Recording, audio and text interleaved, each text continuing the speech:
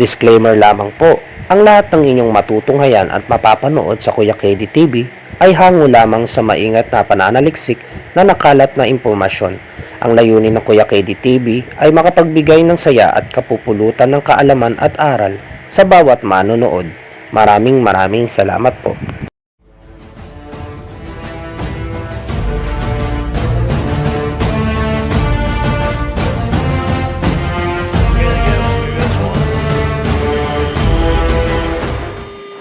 Clover, delete altitude restriction.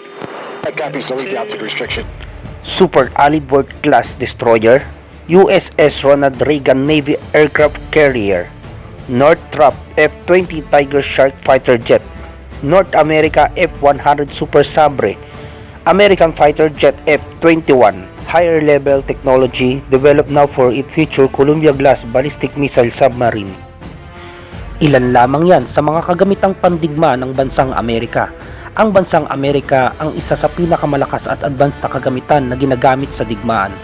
Tunay ngang subok at patid-pisi ika nga ang mga susubok sa tunay na lakas ng bansang Amerika.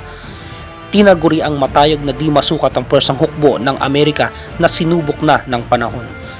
Sa makabagong panahon, ang bansang Amerika ay mayroong mga strategic planning forces na tunay na likas na sa bansang Amerika.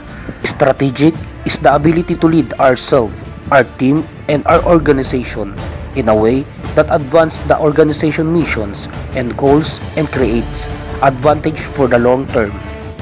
Kung mahilig ka sa mga ganitong usapin at talakayang kapatid, inaanyayahan kita na maging bahagi ng aking channel upang mabuksang ang ating isipan sa mga nakatagong konkretong diwa na matagal nang natutulog sa ating isipan.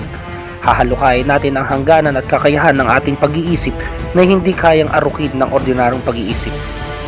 Ito ang magsisilbing daan sa matayog na pag-iisip na maabot ang karimlang ng kanilang kakayahan sa mga kaalamang kapupulutan ng tamang impormasyon at aral.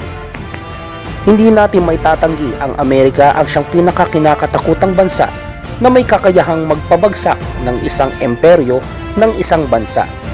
Bukod sa mga armas na gamit ng Estados Unidos na isinasa publiko, may mga armas namang hindi nila pinahihintulutang ilabas sapagkat maaaring magamit ng mga kalaban na bansa ang kanilang sekretong mga armas na bilang kanilang alas.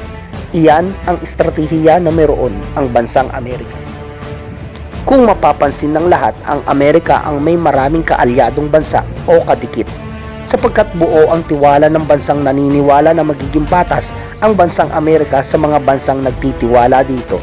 Kaya naman, hindi sasayangin ng Amerika ang tiwalang ibinibigay ng ibang bansa sa kanila.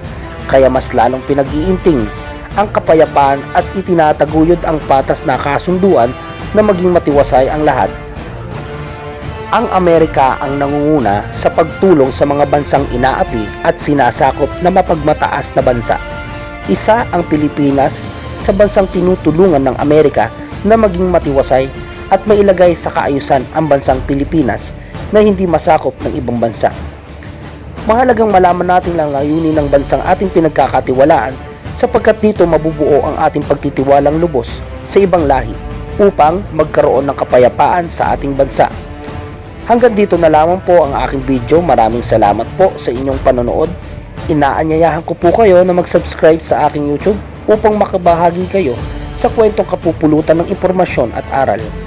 Salamat po sa YouTube at binigyan tayo ng pagkakataong maipakita ang ating kakayahan at kaalaman. Kaya malaking bagay po sa amin ang maging bahagi kayo ng channel na ito. Shoutout nga pala sa ating kaibigan na si Kulotsky sa kanyang bagong YouTube channel about sa kanyang content na installs and repairs electrical wiring and systems